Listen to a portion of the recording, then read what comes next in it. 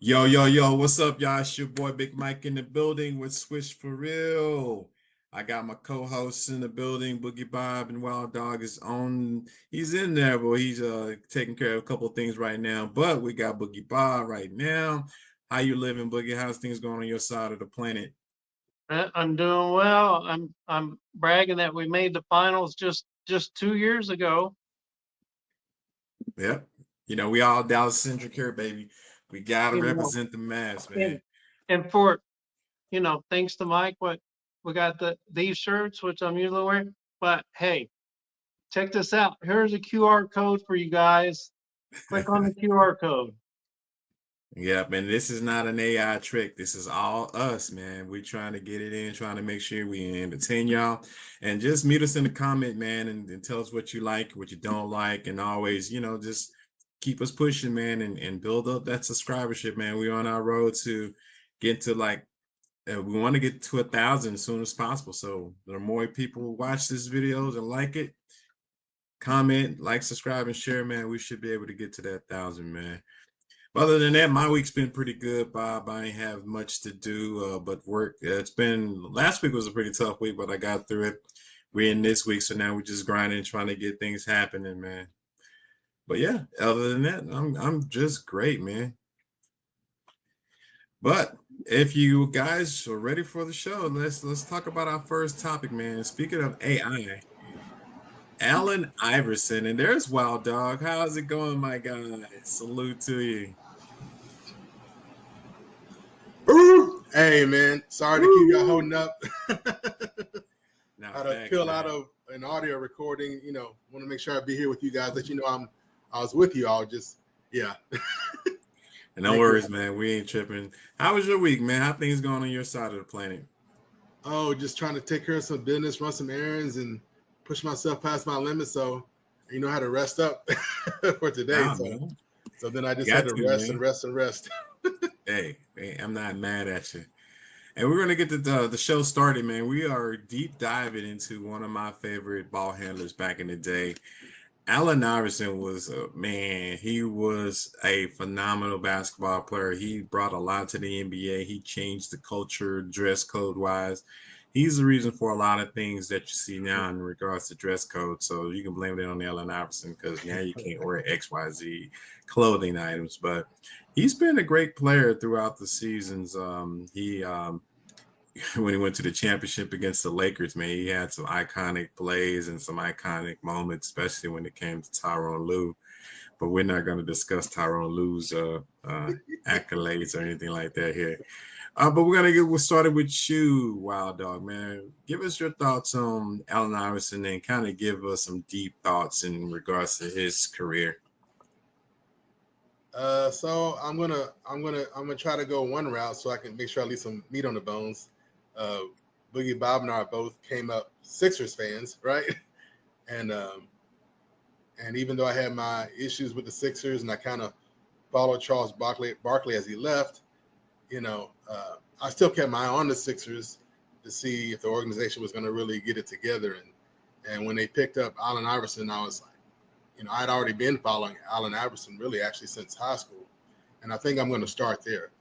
So what a lot of people may not know and may not really appreciate is that yes, Allen Iverson was a star basketball player in high school. He was named Virginia Mr. Basketball, and he did win the 5A high school basketball championship. But what you may not know or may have been glossed over these years is that Allen Iverson was a football player. Yep. Not just any regular football player.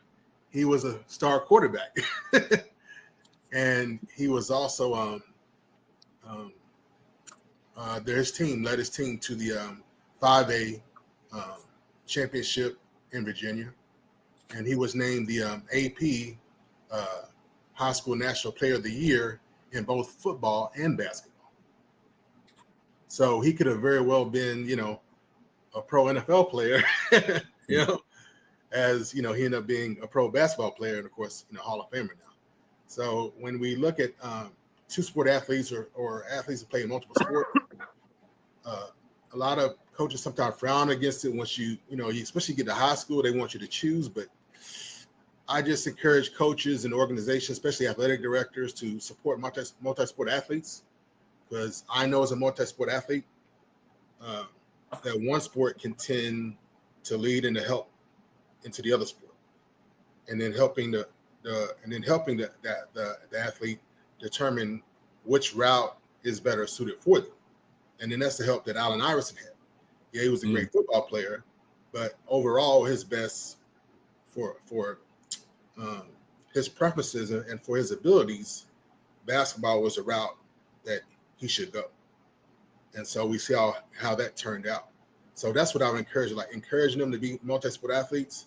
A lot of times you'll see basketball players, it's like, oh man, they got amazing footwork. And if you look and dig into it, they were soccer players, right? A lot that, playing soccer, especially in the early years, lends it to great footwork and a great engine and endurance. So I'm a great believer in that. And then, of course, I wanted to just hit on the fact that he had some legal trouble.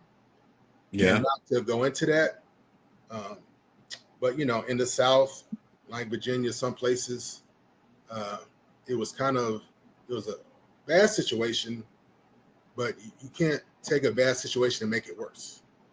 When you take someone who's a minor and they treat them like an adult, and you take something that's assault and you treat it and you use basically anti-lynching, law and apply that. You know what I'm saying? So you double down, you make it so much worse and worse and worse. And it took Tom Brokaw and national attention to get the governor just to come in and say, we took something that was a bad situation locally and just, threw the book and then some at these black kids. And then, so the governor gave him clemency. So I'm bringing all this up because you get situations like this where no college may not want to touch them. The NBA, itself doesn't really want to touch them. So if this was present day, Allen Iverson would have been a perfect candidate for the NBA Ignite or possibly even G League. So this is a good example of showcasing why do we have the NBA Ignite? Those guys aren't any good. This is a perfect example of if it was present day, Allen Iverson would be a perfect example of someone saying, well, no college wants me. The NBA doesn't want to draft to touch me. Well, the NBA Ignite would be the perfect route option. Instead of him going overseas, he could stay home.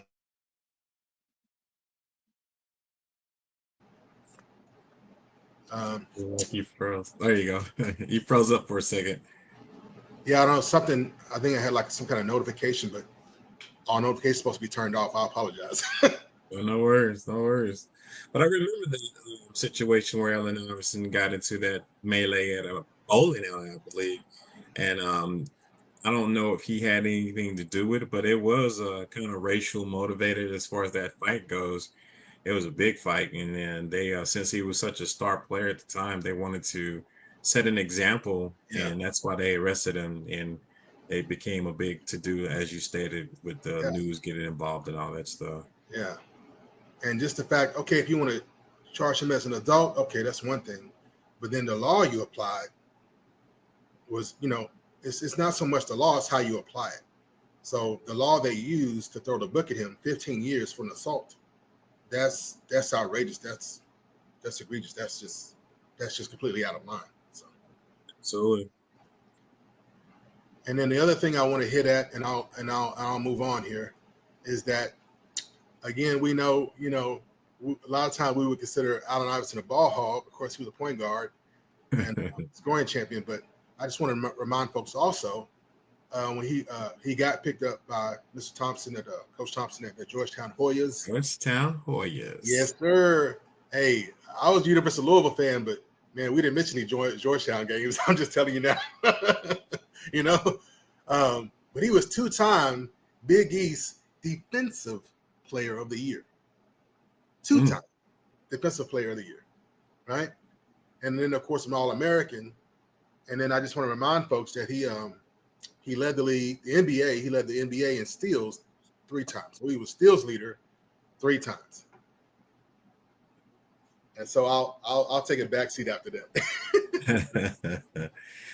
Man, that's a lot of information, man. I recognize he was a very good player from the beginning when he first got on the court, man, and playing against some great players. And his teammates said a lot of good things about him too. Bob, Yeah. your thoughts on Allen Iverson? Can kind of give us your deep dive on AI? Yeah, there's before I go into what I had, there was a 30 for 30 documentary by ESPN and the whole Yeah. Allen Iverson and his posse and what really went down in the bowling alley. But I'm gonna get before I go into my Allen Iverson, I'm gonna throw out. Would you rather have Allen Iverson and I'm going to go, and both of y'all can answer. Would you rather have Allen Iverson or CP3? Allen Iverson. Oh, AI. Oh, I got to go with Chuck. That's my Yeah. guy. That's Okay. my guy. Allen Iverson or Westbrook? Allen Iverson. Ooh. I still pick Iverson. 'Cause I think he was more of I'm not saying that Westbrook. Well, I could say Westbrook. His leadership skills are kind of suspect in my opinion. You know what I mean? Allen Iverson, he was a better leader, but only thing I did like that he didn't do, he didn't really want to go to practice. But you know, if he went to practice, We're I would talking probably about like that. practice. We're Exactly. talking We talking about about practice. practice. right.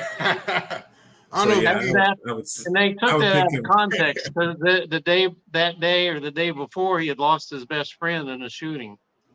Okay, so Mm, Wild Dog, you didn't get your vote. Oh Iverson man, or Westbrook? I'm trying to you trigger my bias, so I'm trying to eliminate my bias because on one hand, I mean I've watched everything that AI's done as best I can since high school. And Okay, then, well I'll go on to the next one. well, AI or Jason Kidd?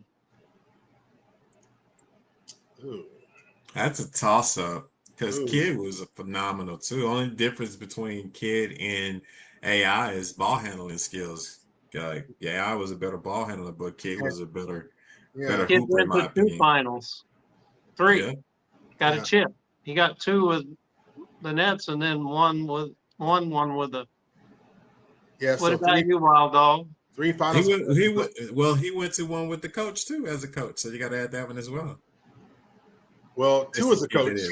Yeah. Yeah, as a coach.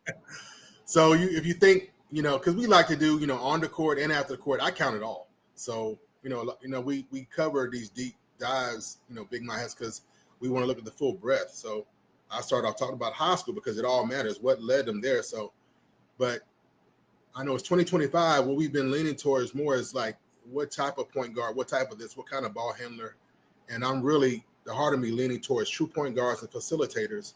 I would have to go with the true point guard facilitator in this one, which would be Kid. Okay, last one. Both of you. Allen Iverson or Kyrie Irving? That's a no-brainer. Kyrie all day. Kyrie, even Allen Iverson tell you the same thing because he even mentioned that Kyrie had some Yeah. handles that's out of this world. So Kyrie. Yeah, if you line everything up side by side, and then with AI's quote, yeah, Kyrie Irving. Yeah. So I picked those four because they're all known as good ball handlers. And which leads into my first point about Allen Iverson. This is what we used to call break your knees. He had a crossover dribble. Some players had crossover dribbles, but Allen Iverson perfected the crossover dribble, and I don't remember anybody ever stealing it. But he would break your knees, not just make you fall on your butt, but he would break your knees trying to cover that crossover. So, those four guards I mentioned. He literally carried a 76ers team that were G League players and a big guy to the NBA Finals. I mean, I can name you one player on that team because I liked him was Raja Bell, but Yeah. What unless about you Eric were Snow? Eric Stokes was on there. I mean, it's hard to name any other players. When you talk about the NBA Finals team that made it to the finals, there's Right. very few teams where you got the superstar and then you have to really think hard to think of like who the starting lineup is, or more than 2 or 3 other players. Like Yeah, Aaron but McKee. I'm thinking Aaron McKee, and then wasn't well, it's a 2001 version of them. think about yeah. the I think 2001 Richard Jefferson, wasn't he on that team too, or am I tripping? the 99, the 19, the 2000, 2001 version of these players. So, some people are like, oh, they were this and that. Well, think about how they played, how they were in 2000, 2001. Yeah. So I'll just go through some stats real quick because Wild Dog touched on this. His career stats were 26 points a game, 3 rebounds, and 6 assists a game. Mm. He won the MVP and Rookie of the Year. Mm-hmm. Magic Johnson is one of the few that have done both. Right. Yeah. There's probably some other.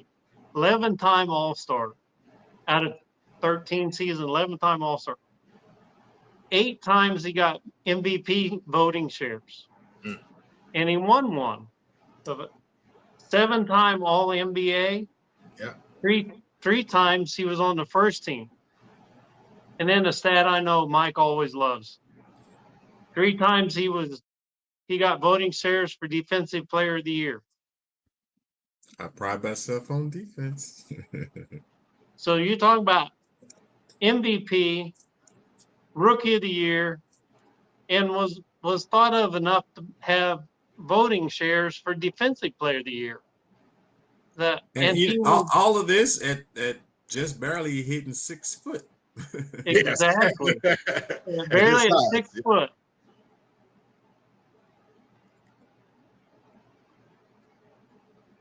So that's all I had on AI. He was quite some player.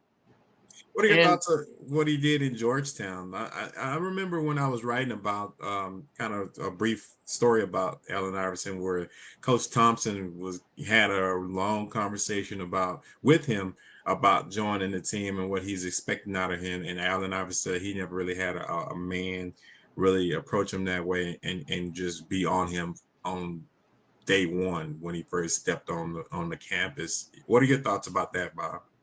well, I think it was in 30 for 30, but I remember him saying it was like a dad he never had. Yeah. I don't remember the history, but I think his dad had been in trouble with the law. But, Yes. other than his high school coach, he said John Thompson was the real first dad that he can remember having that, could put him in his place and he respected him enough that he would accept it. Yeah, and plus, John Thompson was a 6'8", big old guy. Yeah, So he was big guy. And I'd have to check on the internet, but I think wasn't Larry Brown coach at one time for Iverson? Georgetown. Yes. Yeah, he yes. did coach Iverson. Yeah, in Philadelphia, right? So yeah, you're correct on that, Larry Brown. That's the one he got the quote from. Practice. That's the way he was mad at Yeah, Larry and Brown.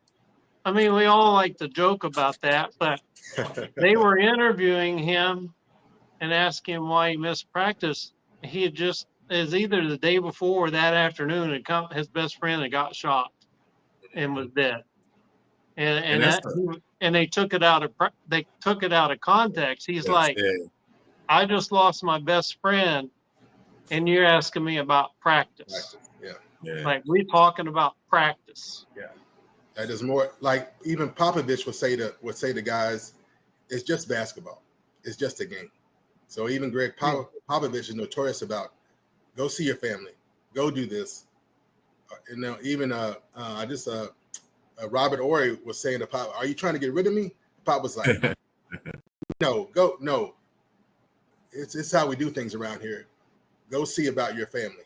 This is just a basketball. We'll be here." And so it's that kind of mentality that we need more of. So yeah, and then the media was out to get him. Yeah. And it's become a colloquial, joke that people use, but they didn't show him any sensitivity for him losing his best friend. Yeah, I guess that's shame on the media for putting it out of context. Yeah, if I ever see Allen Iverson, I'm getting some dap, man, because I, Oh I yeah. I didn't even know that backstory. So my apologies, man, because everybody been quoting that practice thing, man. But salute to you, man. I know how it feels to lose a close friend. Hey, Big Mike. Speaking of, huh? Hey, Big Mike. If I can, real quick, if you roll up on Iverson, just roll up smooth and slow. don't get excited and rush in. That's not No, gonna no, happen. no. That's not gonna work. Hey, hey. And We grew up in some of the same environments, so I get the yeah. spill. And then And, if I may, real quick, the number 3 was retired by the Sixers. Of course, he's in the Hall of mm, Fame. He made the 75th anniversary team, in case anybody's wondering out there. He also made the GQ, the Gentleman's Magazine Hall of Fame. And then within the NBA family, or if you're really close, like NBA culture, really like in the know and at events and doing everything, Allen Iverson's mother is just as popular as he is. She's beloved throughout the NBA, yeah, especially other, families like, even Shaq and Barkley's mothers are best friends. And so many times I've heard her, referred to amongst believers that she's like the salt of the earth. So he comes from good people. I know his journey is what it is, but he comes from good people, and that's confirmation of that. Thank you, Big Mike. facts. To tell you how much respect he got through the league, when J.J. Barea was playing for the Mavericks, Dirk nicknamed him the Puerto Rican AI.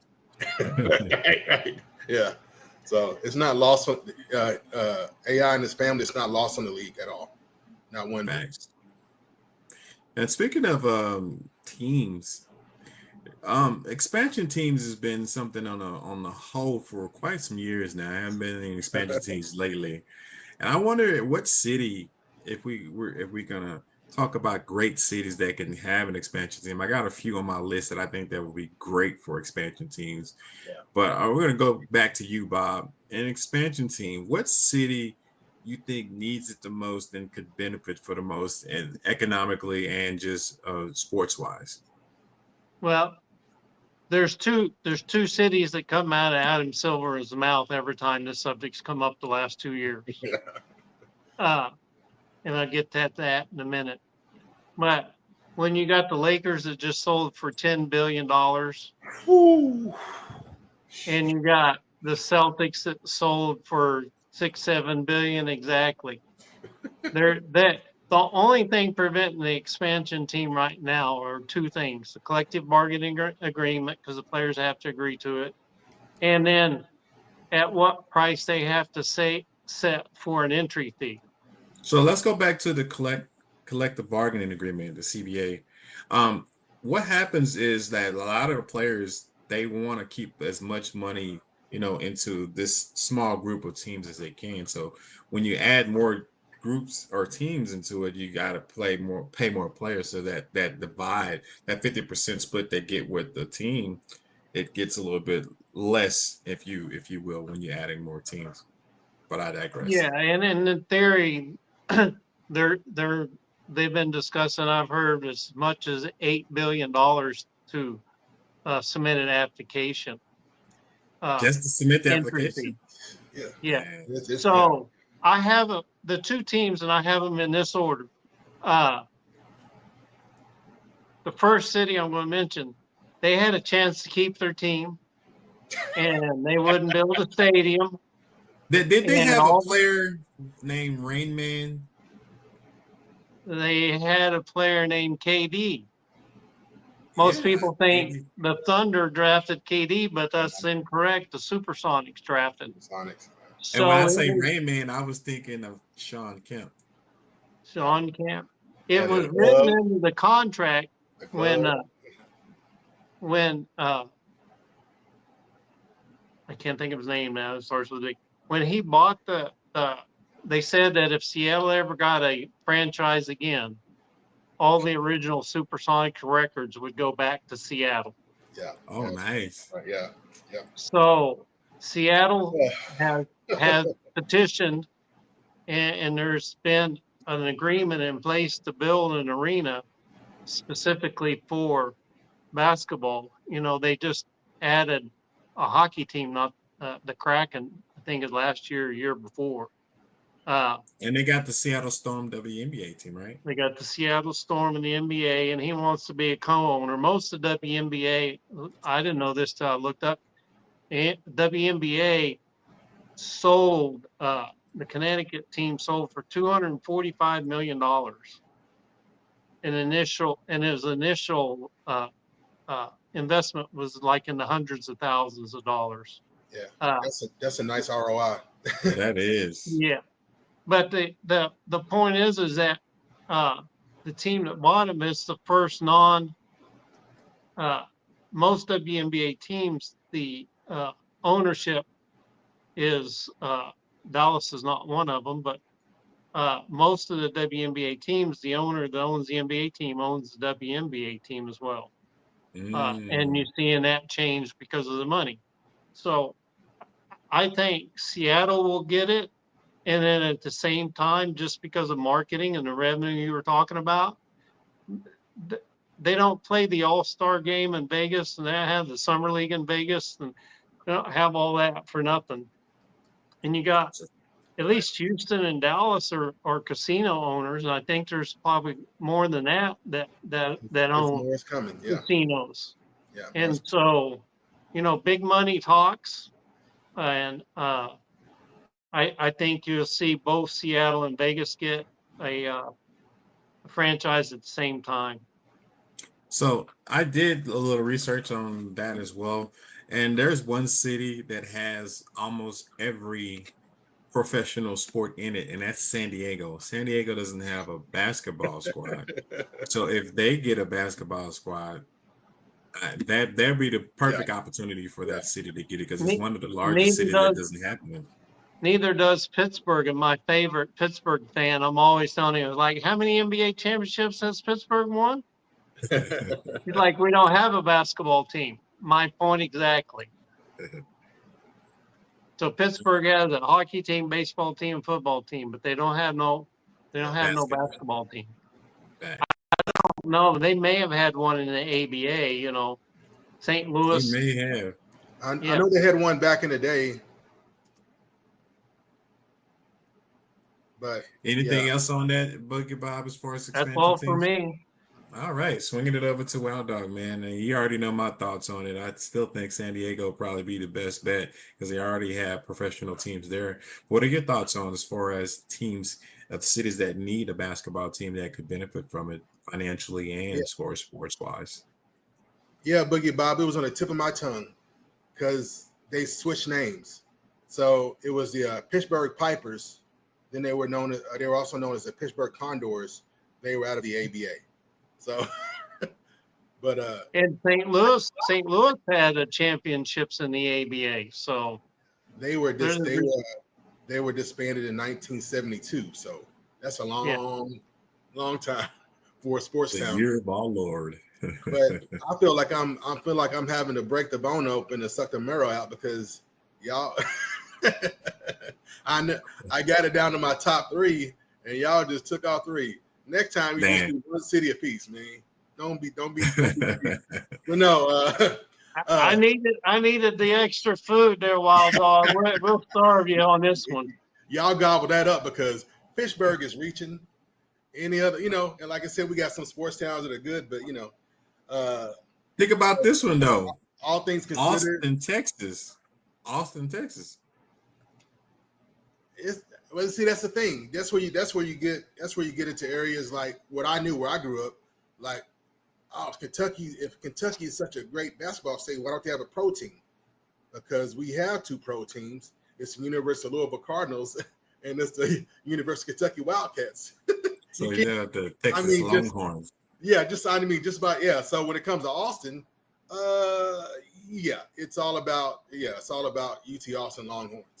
Not that a pro team wouldn't be appreciated, but you compete.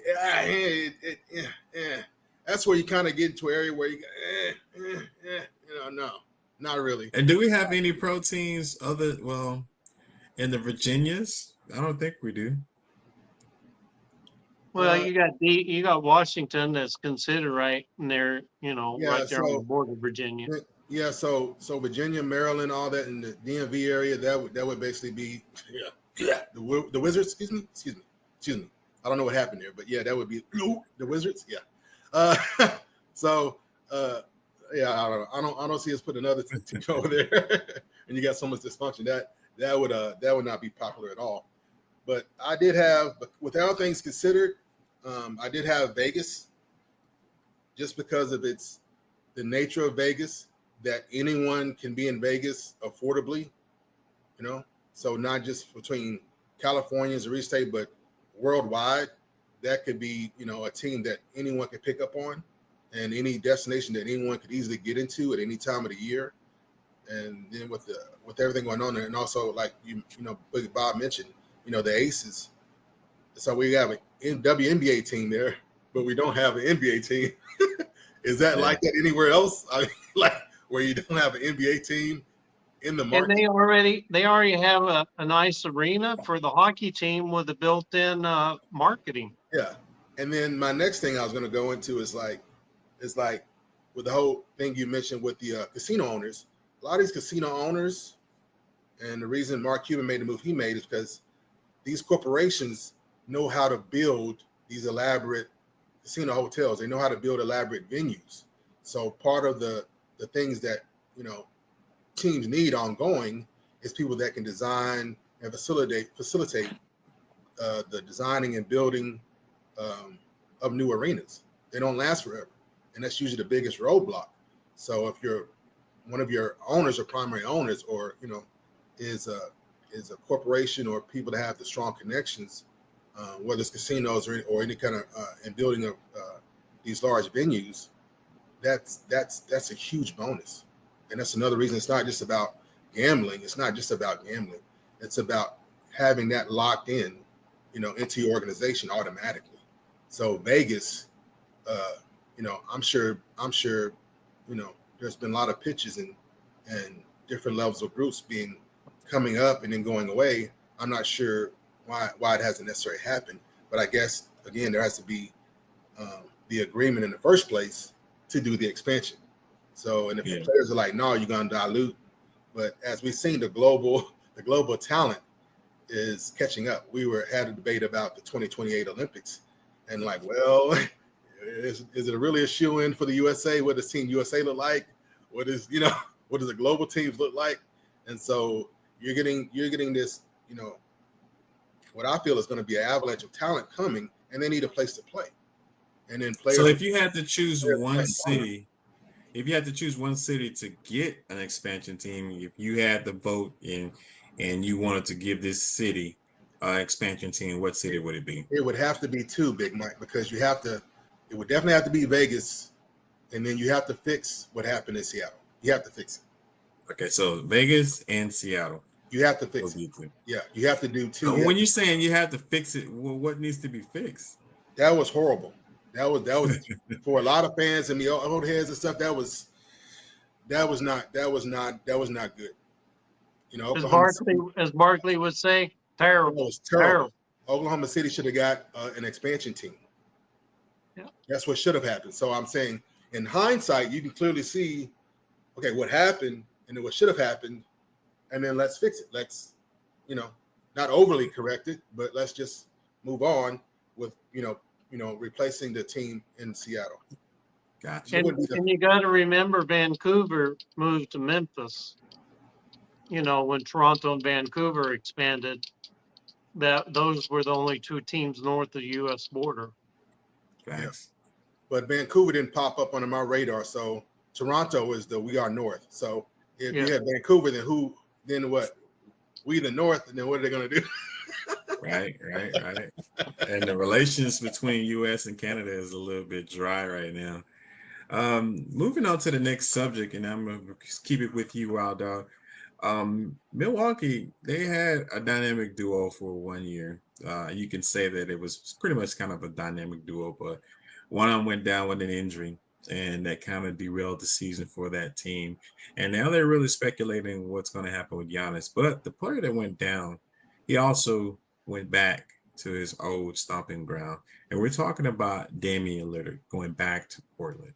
What are your thoughts on the situation he had with Milwaukee and his returning back to Portland? Do you think it's a good thing for him? I truly think it is, but let me get your thoughts on that move for Damian Lillard. I'm just, man, I had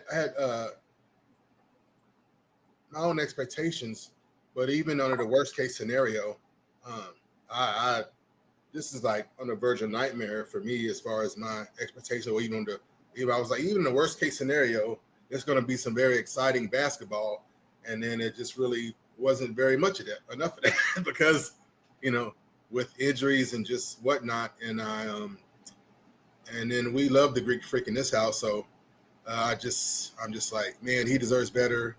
Even the organization, small market for everything, they waited for. And like Giannis just trying to see, okay, with the whole situation, like, okay, what is the organization going to do? It's all based on what the organization is going to do, whether Giannis is going to stay or be like, let me ship out. So and then I don't know if it's just with the whole 8 Achilles this year, but you're dealing with a veteran, and I know you have to win games, and I know it's the playoffs, but look at what it's cost you. So all the stuff about pushing it, do whatever you got to do, there's consequences to your actions and decisions making. So in this case, you're dealing with someone who's had some injury issues, but who's still very talented and can deliver when healthy. And to go down with an Achilles injury, listen to me, I've been around a long time, known Casey Smith for a long time. I'll just go there with it. And this is 100% preventable. And this is not just me talking. This is just talking to any medical professional. If you know any trainers like that, this is 100% preventable. A lot has to happen for you to get up to that point. Even a tear, even this or that, before you like completely rupture your Achilles tendon. A lot has to happen, and it's 100% preventable. So I feel, it's on the player, but I feel like it's just as much on the Milwaukee Bucks and the medical staff that, this happened, and now it's just totally derailing everything. To me, it's inexcusable at this point. And you had all these red flags with all these different players at that point.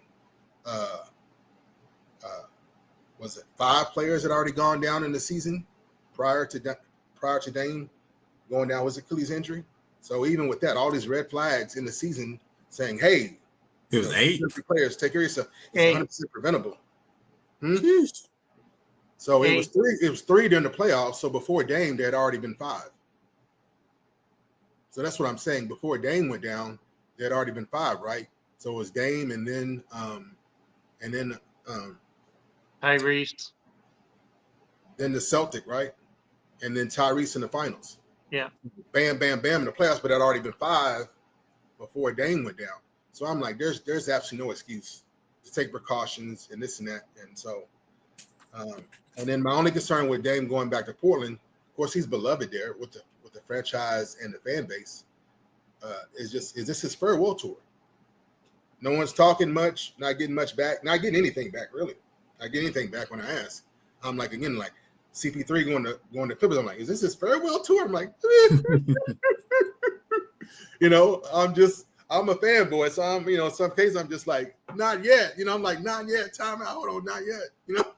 But that was my question.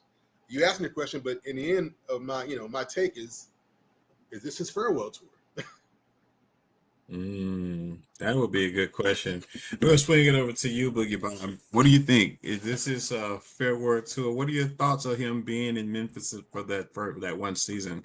Could they would have done something with him and Giannis playing together and him going back to Portland? What does that say for Portland? Are they a playoff contender now? I'm gonna let you discuss that, but first, what are your thoughts on that Milwaukee situation, and then tell me your thoughts on what he's doing in Portland. He's 35 or 36. So since he injured in the playoffs, he won't play next year. Yeah. But he signed a 3-year contract. 3-year, I think it was $45 million. So if he comes back, I don't think it's a farewell. I think he's going to play for a couple of years, and from what I've read, that him and Chauncey Billups have a really good relationship. Yep, that's true. Yep. He didn't necessarily have that relationship with the Bucks. So he's got that relationship with not only Chauncey Billups, but the organization as well. And I think more importantly is he's going to help the younger players. People don't Yes. realize how young Yeah. Portland is. And the player, I know you rooted for him when he was drafted. I think the player he's going to help the most is Scoot Henderson. Yes. And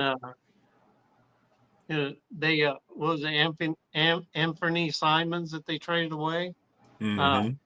So sometimes, I remember when the Mavs would trade some players away and they'd say addition by subtraction. And even though Milwaukee's paying, for the next 4 or 5 years, 20 million a year, I think it's 5 years, they're paying him like over 100 million a year, 100 million over just like 20 some million against their cap hit. But it obviously wasn't working even before he got injured. And, I'll leave it with this. We all know that Steph Curry does the night, but long before that, and Dame time, long before that, Game 7, exactly. He said bye-bye, Oklahoma City, bye-bye, after he hit that three from Logo. They call him Logo Lillard for a reason. A lot of players hit from the logo, but I think he was the first one they assigned, even before Stephen Curry, that they called the Logo Lillard shot. So if you had to compare Damian with any other guard, and I'm just going to keep it in Portland, what other guard from Portland's history does Damian reflect similar to?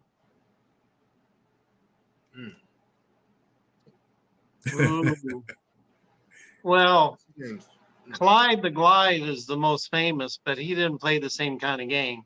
Yeah. Terry Porter played more of the kind of game that Damian Lillard played. Yeah. But if what I had about to Brandon pick, Roy? I was always that's thinking where I was going. Brandon Roy is probably the closest to it, and he blew out his knee 3 times. So Brandon Roy is probably the closest guy. Yeah, that's to it. Damian Lillard. But Brandon Roy, he's a great 3-point shooter, but he didn't have the range that Lillard has. Nah, not at all. I mean, there's only maybe a handful of players that's got the range that Stephen Curry and KD got that range. I would even say Luka doesn't. I mean, he shoots that far out, but he doesn't shoot that consistent that far out. Nah. So if you quantify range as being able to make the shot, there's a lot of people that heave it from the logo now, but there's very few that make it at the percentage that Stephen Curry and Damian Lillard make it, or even KD. Thanks. And my last question on Damian Lillard in regards to Portland. Do you think him going back, what are their chances of making at least the play-in when it comes to the playoffs coming up 2026? Well, so 25-26 season is a write-off. So 26-27 season, you hopefully have a few teams start to age out, but the Western Conference loaded, the best they could hope for would be play-in. The fact that Damian is going to sit out this year actually will help Portland because they'll have another high lottery pick. So don't expect Lillard to play this year at all because he got hurt so late in the season. Because he got to get some play time because I know his injury it's kind of fresh, but it's not too fresh. He's been, rehabbing. Well, it was April. He hurt it in April. So, right. You're looking at a 1 year, minimum 1 year recovery. Wes Matthews tore his ACL, or not ACL, his Achilles, and it was about a month into the season before Wesley Matthews could play for the Mavericks. And they signed ironically, Wesley Matthews is a former Portland Trailblazer. Yeah.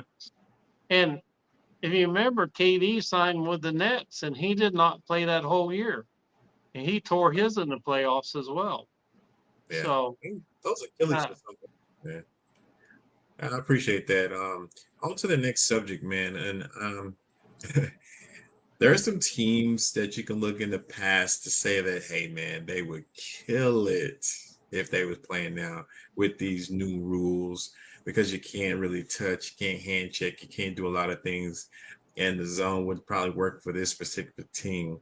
Now, we want to focus on the 90s Bulls with Michael Jordan, Scottie Pippen, Luke Longley, all those great players that were on the Chicago Bulls. And Wild Dog, do you think the 90s Bulls will dominate like they did in this current time if they were here as far as health wise and ready to go and had every player that they had playing at their peak now in the 2000s? This is the thing. This is like, I know it's MJ, I know it's the Bulls, but I find myself on either side of the fence with the Bulls, depending on what's being discussed. And my goodness, but it's almost unanimous, that the Chicago Bulls' big three with MJ, Pippen, and Rodman are by far undeniable the best big three ever, and Yeah. them being the core of, you know, um, the best team ever. I know the Warriors beat their regular season record, but didn't close. But you gotta close. You gotta finish. You steal the ball. You gotta drive down the court and finish the layup. If you don't finish, it doesn't count, right? So always be closing. always be closing, baby. So the Bulls are the best team in the history of the game, and it's gonna be hard pressed for anyone to overcome that.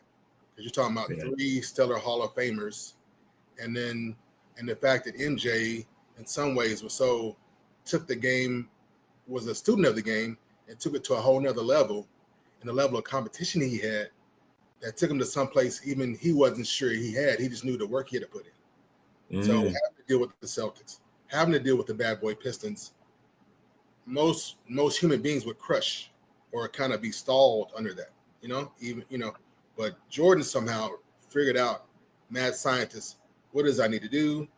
He got it done, and man, boy did he flex.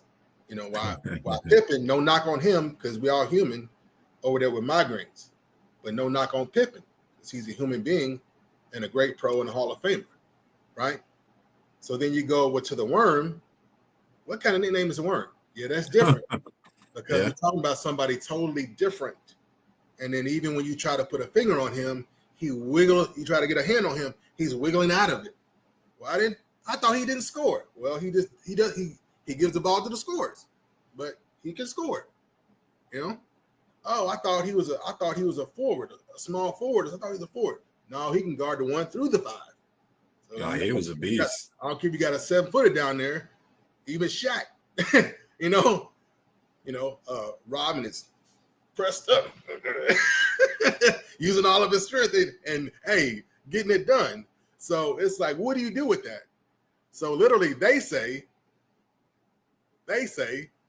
MJ, Pippen, and Rodman say, take them three with any two other players, and they would beat anybody, past or present.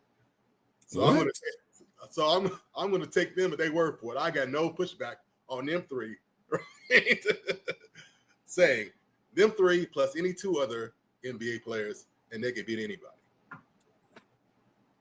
Yeah. Now, I would love to see it, though. I would say if you would have to face off against the Bulls, what team would be able to face off against them? I would have to say the Kobe Shaq Lakers would probably be the best bet for them to win. Because Kobe and Jordan kind of cancel each other out for the most part. But defensively, I got to give it to Jordan. Jordan was a dog. You can't stop that dude from playing defense because his motivation is some of the smallest things. Yeah. Oh, okay, you didn't shake my hand before the game. Okay, I'm dropping yeah. 40 on you. Yeah. Yeah, you know what I mean? It's the smallest thing. So Oh, I would definitely think the Lakers, whole nother level. Kobe Bryant and Shaq would be the only competition that they would have. And you can throw the San Antonio Spurs in there with Duncan and all of them, but that would be hard pressed to beat the Bulls. Yeah. You got And then, anything else on that one, man? and then even like now in hindsight, Mhm. because MJ was the man. He got his credit. He got his flowers while he was playing. Of course, he deserved them. But in hindsight, some of those first team all defensive teams, it's kind of a little bit in question, but we get it and understand it. But with that being said, in hindsight, when we're looking at it, it felt like Pippen deserved some more credit. But again, he was in the shadow of the great MJ. But if you take Pippen out of the shadow of MJ, then we see where Pippen could have actually earned more first-team all-defensive honors and perhaps even gotten a Defensive Player of the Year award. But again, under the shadow of MJ, But then, of course, you got the Worm over there actually end up, got his recognition despite everything all considered as the Defensive Player of the Year and his rebounding and defensive prowess. But don't sleep on the fact that when needed be, he could score. He just deferred because, Chuck Daly went to him and said, in this league, if you want to play for a long time on this team and even in this league, I need you to specialize. If you do these things really well, you'll be able to play as long as you want. Because there's always somebody saying, give me the ball, let me shoot. There's always going to be somebody that, this is our shooting guard on the team for you to give the ball up to. So that was his role. He bought into it, and he has done it better than arguably anybody. Again, where I talk about not so much what a player is capable of, but what has he been asked to do, and then how did they deliver? Sometimes that's what it's all about. Absolutely. Boogie Bob, your thoughts on if the 90s Bulls with Michael Jordan and Scottie Pippen and the Worm played in these current times, what team or teams will be able to shut them down, or can the Bulls go 6 as they did in their time? They would three-peat Yeah, again. yeah.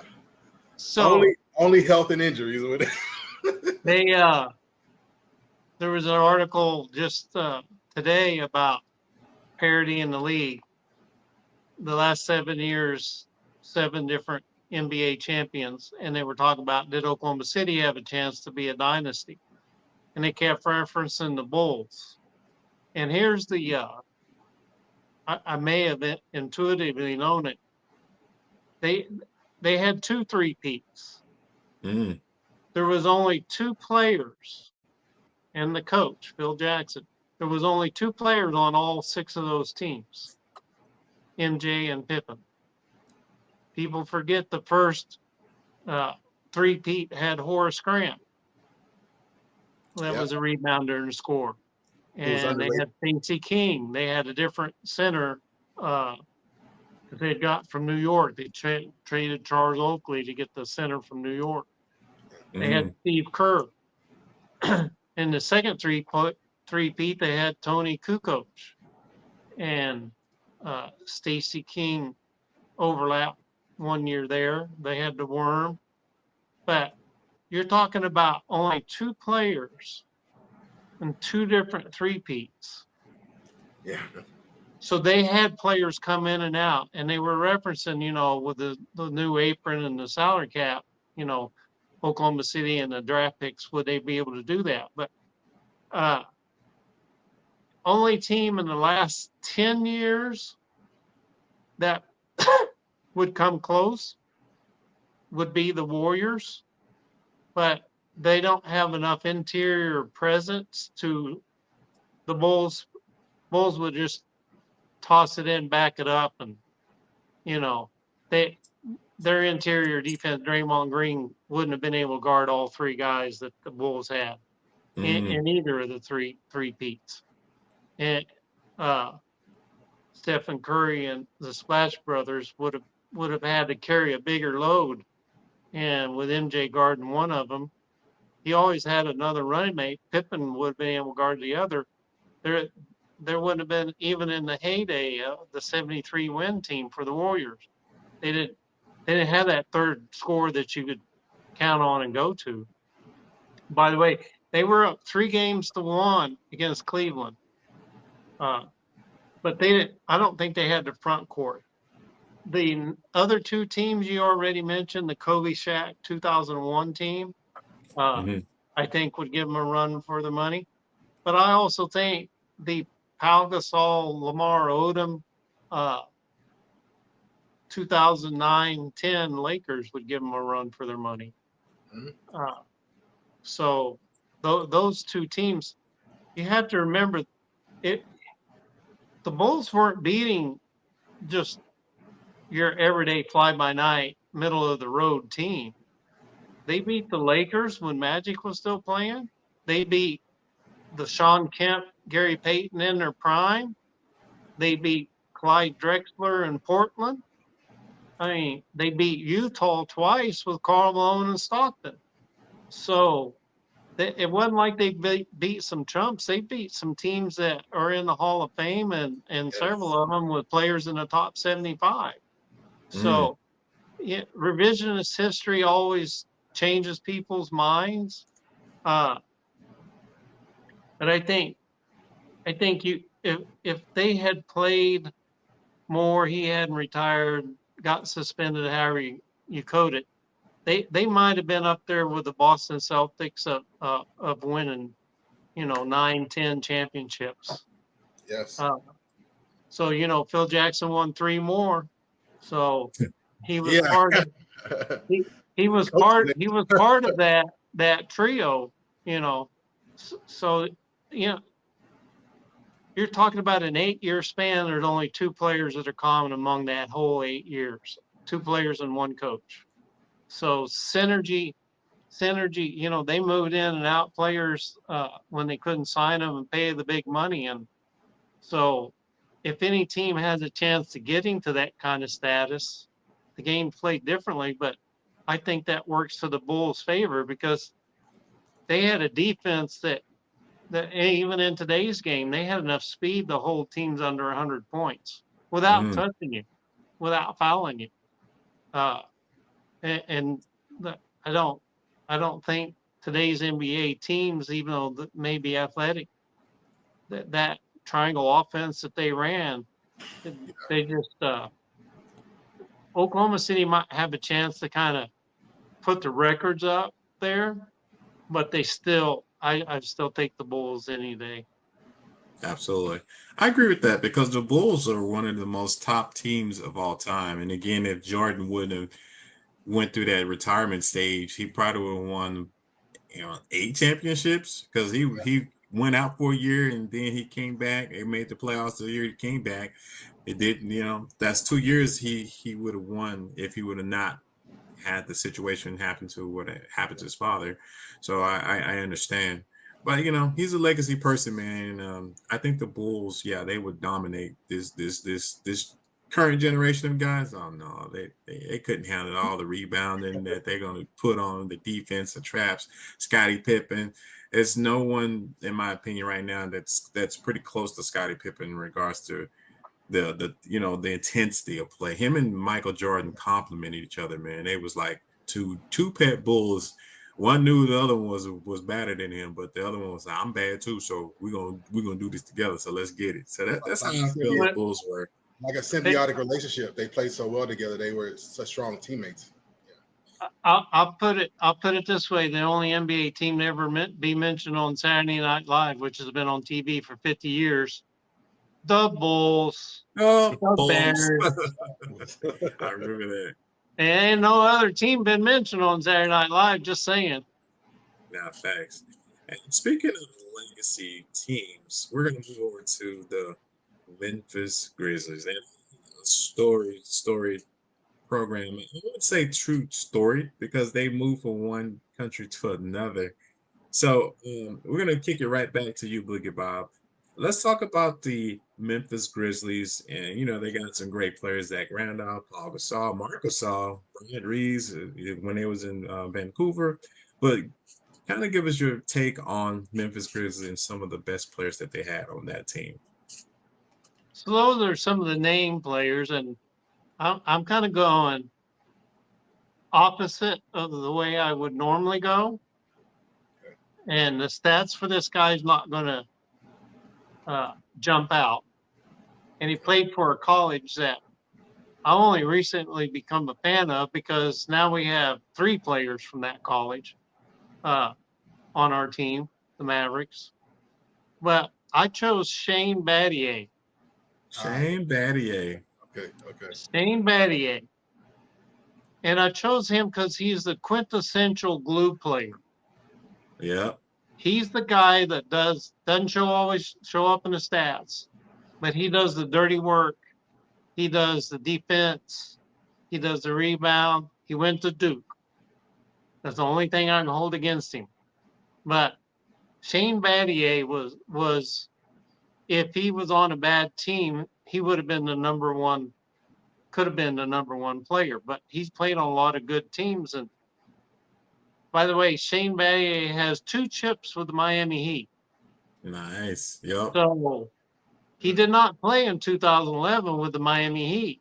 That's the kind of glue player that he was around Bosch and Wade and LeBron. Shane Battier, Mario Chalmers were the kind of, you got to have those dirty grit players. His career stats, 8.6 points per game, 4 rebounds a game, 1.8 assists a game. Nothing that really knocks you off your seat. He played 13 seasons, made $56 million. Jeez. Nice. 6 times he got voting shares for Defensive Player of the Year.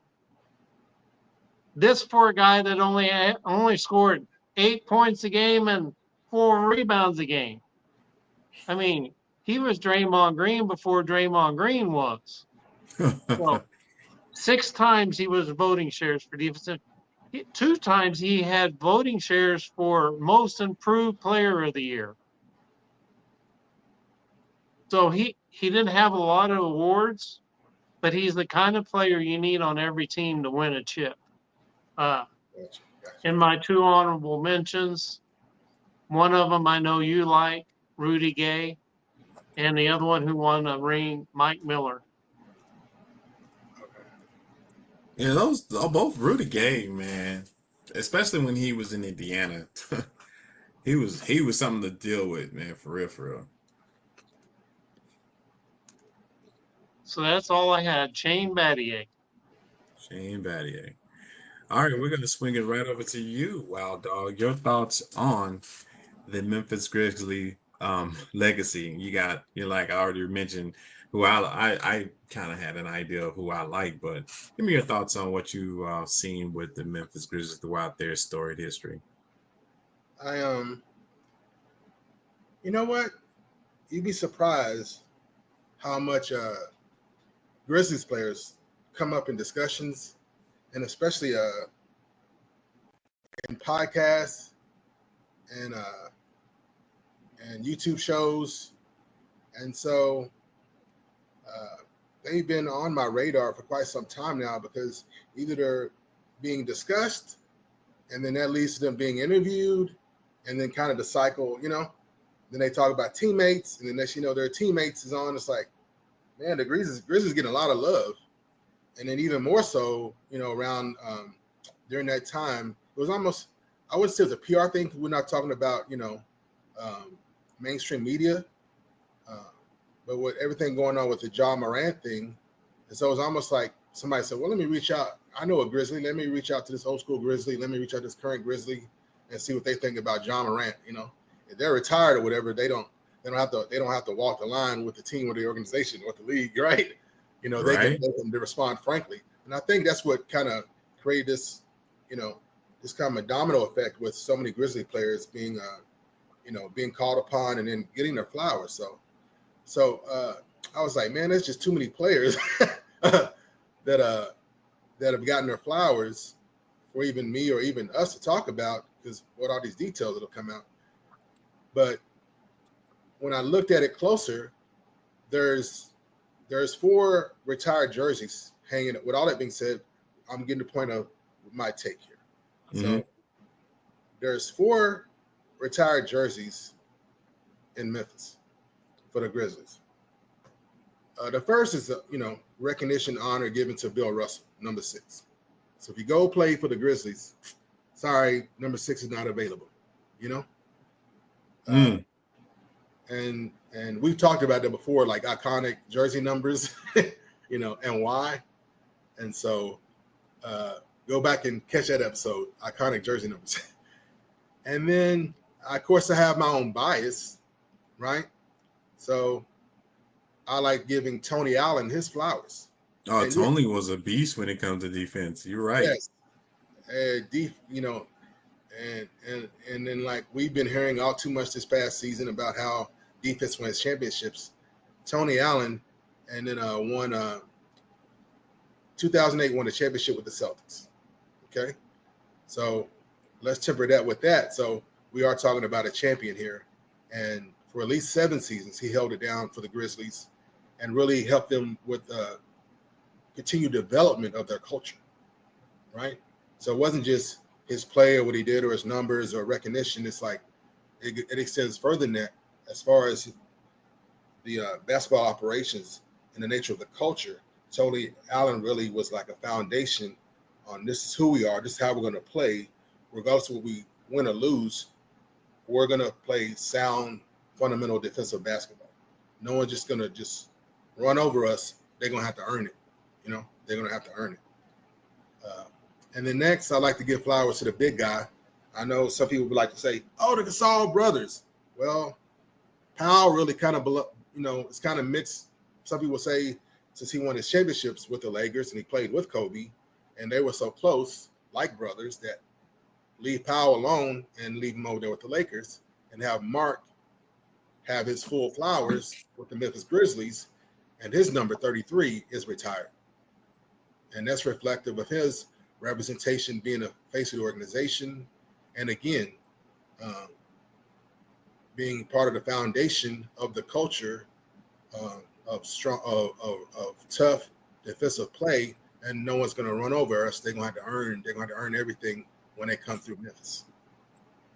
And then the 4th retired number is number 50. So when you say Memphis Grizzlies, past, present, future, my guy, big ups, respect to me, Zebo. Zach Randolph. Zach Randolph could walk through the worst hoods in Memphis and not have nothing to worry about. Okay? So whether it was, whether it was back alley, Zebo, or Mr. Randolph at City Hall, man, he was the man. He was beloved by everyone, and he earned it. He earned the respect. And when he had plenty of time to make way more buku money and leave Memphis, he was just like, hey, the grass is not always green on the side. Look at the city, and what I've got here. No, I'm good. And was able to play until basically he was like, okay, I'm done. And you can't buy that. You have to earn it, and it's a mutual respect. And I'm just over here, even when I question the organization, I never questioned that locker room. I never questioned Zach Randolph and just my respect. And even when I worked with the NBA, with the Mavericks, it was like, man, the dude's reputation was within the league it was not just confirmation. It's like it took it to a whole nother level. It's like, wait, I didn't know. I had no idea, And then how he would turn up for other guys. All you had to do is just like let it be known. If he was aware of something, oh, I'll come show up for you. What you need? Here's some money. Or if I'm not available, here's some money and I'll show up. Man, the man is incredible. And I feel like he deserved more recognition from the league. It is what it is. But as long as I'm alive, and then in my writings, from my time with the Mavericks and NBA, I'm like, he's in there. Like I knew about Allen Iverson's mother. Hey, Zach Randolph is that dude. Absolutely. So I'm gonna ask you guys two questions, and this will be the last questions of the night. What? And I'm gonna go to you real quick, Boogie Bob, and then I'll finish with you, Wild Dog. What does the Memphis Grizzlies? And we're gonna talk about the current team. What do they need to win a championship now? Well, I'll quote Troy Aikman. Got to get head right with ball. And if Jaw Moran gets head right with ball, I think they've got a chance. You know, Desmond Main losing him's definitely going to hurt. That Oh was cap yeah. space, so they could sign your favorite player, Jaren Jackson Jr. Uh, you know, they got some picks out of that, and a player that they already cut loose. They you know, last week we talked about PJ Washington and Pascal Siakam. If they had that kind of player to the Memphis team, uh, then I think they, you know, it wasn't that many years ago they finished second in the Western Conference. Mm-hmm. So uh, that's just when your point guard can't keep his mind and head straight, Mm-hmm. then you're going to have up and down. So if he gets head right with ball and Then they have a chance.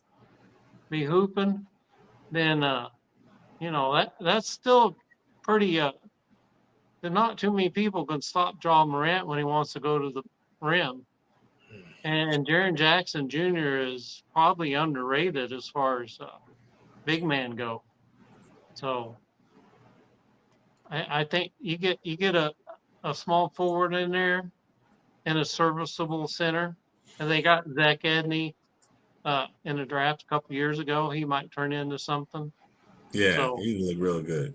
you know they've had some burly centers that are slow of foot that they seem to work. But Taylor Jenkins has got his hands cut out for him.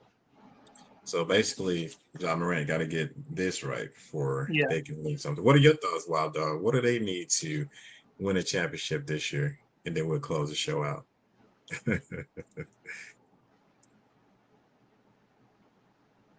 Well, I'm glad y'all talked about him. We felt like he is him, and there were some things I heard about John Morant and his involvement with the homeless, and so I'm doing better with that. I'm doing better with dealing with him, and can give him any benefit of the doubt based on what I know his involvement with the community and him, you know, being so deeply involved in community work, and even in areas where a lot of time that homeless subject matter triggers people, and so you get this pushback, you get this lashback. People have their strong opinions, some of it based on their own personal history, some of it based on just you know, campaigns about where we are as a country, and regardless of that, the rebels like, I'm going to do what I know is right, regardless of what anything says or the climate going on. So big ups to him for that. So overall, I feel like he is someone that you can continue to build a team around. Of course, I'm a Jared Jackson fan. I feel like he's not so underrated as he has been, because people are kind of seeing it and getting it. So you've got your 1-2. Perhaps what they're missing is a solid number 3, not a iffy washy. You know, you're dealing with the West, and you're dealing with some of these, you know, super teams or hybrid teams. Come play with me, I'll come play with you, whatever stuff, and the West is just really tough. So Always tough. You have to have an unquestionable 3. I mean, and when I say unquestionable, that means whatever you're going to get from them, it has to be consistent. So you're saying if they already got the center, they already got the 1, but they need a good 3. Is that what you're saying? But Big Mike is. And they let Dylan Brooks go a couple years ago. And they had Marcus Smart. And Marcus Smart. And Desmond Bain, the common denominator among all three defensive players that could play point of the attack. And I'm kind of walking myself there with it because it's kind of so much to unpack for me because, man, it's been tragic for no real legitimate reasons. And then the winningest coach in your team history, you fire him. And then you don't bring anybody from the outside. Of course, you have an assistant, you make him the interim, and now he's a head coach. So They also had Bud Holtz. They fired Bud Holtz that went on and won a chip. So I feel like I need to look. It's got to be upstairs. It's got to be somewhere in the front organization wise. So you don't think they'll win one this coming year at all? You've got good players. You've had good players. You've had great coaches. So then what? Right? Yeah. Dysfunction issues roll downhill. True. So, and then that's a deep dive because even when they fired the head coach, I went looking around. I even asked around, and there was no response, Big Mike. There was no response. So, like, what happened? Why? Or you know what I'm saying? It's like, it's a small family, man, yeah. No championship, basically, right? maybe it's not the best timing of it, but perhaps the Grizzlies could use some new ownership. I don't know. Yeah, I'll just throw that out there. Maybe some new ownership is needed there, or a new president, somebody who's control, who's overriding, who's doing whatever, because they've struggled for so long. I know that the expansion teams usually could take a while. I mean, but it is what it is. My memory does serve me. They've never even been in the finals. Nah, I don't think so. Not from Vancouver to Memphis now. And we're talking about great players. We've been talking about great players that have won championships and have done it and all this stuff. So I'm like, where's the issue? You had a great coach. So then where's the issue? Where's the organization? You've never even made one appearance. Shoot, I can't even think of a time they even made an appearance in the Western Conference Finals. I can't. Can y'all?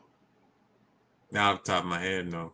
Yeah, I know. I dug into it when they let the coach go. I'm just like, what's going on? I think they beat the Spurs one year because we were real happy we didn't have to play the Spurs. But I think they played Oklahoma City. If it wasn't the Western Conference Finals, it was the right to go to the Western Conference Finals. Yeah, it may have been third round. So I'm like, I'll try to look again and maybe correct it in the comment section. But I mean, when you had to scratch your head, most time we would have already talked about it, or especially when they let the coach go, or we had looked at John Morant. You're digging up, you look at that, you're looking at the team. So we've had multiple times where we've looked at the Grizzlies and examined them, and it's just what's really Same going story. on. Yeah. Yeah, it's like, dude, it's like, what's really going on there?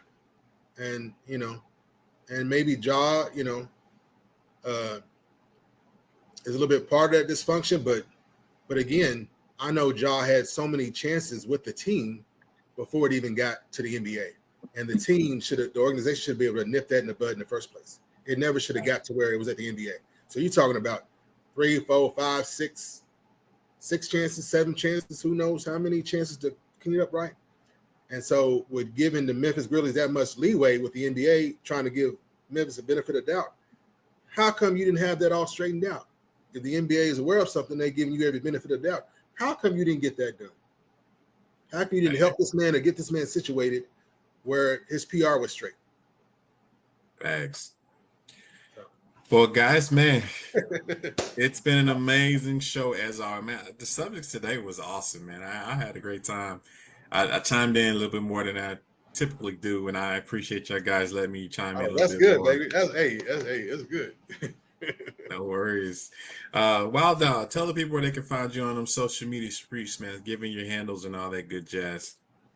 Hey, I don't be doing too much. I got to focus on my wellness, so you can always find me on YouTube under Wild Dog Media, because I was tired of saying Wild Dog 357, And then one of my friends said, try this. And I was like, media? Oh, okay. And then bam, there it was. It's easy to remember. It's easy to, look me up now. And so I do sports commentary, all kind of sports except for cricket. You got NFL preseason going on. You got college football about to, come in right behind it. And as always, you can find me here at Swish for real, baby. For real, man. Boogie Bob, man. Tell these people where they can find you on these social media streets and give them your handles. You can find me at Boogie Bob. But if you scan this QR code, scan the QR code. QR code. Oh, that's That's You take a picture of the camera. Swish for real. Swish for real. Swish for real. And guys, you can find me here on Swish for Real, basketball junkie. I'm a fan of basketball. All of us coach, so we kind of know what we're talking about, and we can give you perspective on a lot of stuff when it comes to basketball. We hope to get more guests soon. We have a surprise guest coming. We mentioned him last week, and it just depends on if he has time. But we're trying to get Mike Shedd on the show. He's Come on, Coach Shedd. No, we get him on. And if you want to check me out, you can check me out here also on YouTube. Just look me up by my government name, Mikkel Lampkin, M-I-C-K-E-L, Lampkin, L-A-M-P-K-I-N, poet/director. And that's the same on X. So you can find me on X, the same name. So check me out there, guys. It's been a wonderful show. I'm going to let you guys have your weekend back. I will talk to you guys soon. Switch for real. We are out. Peace.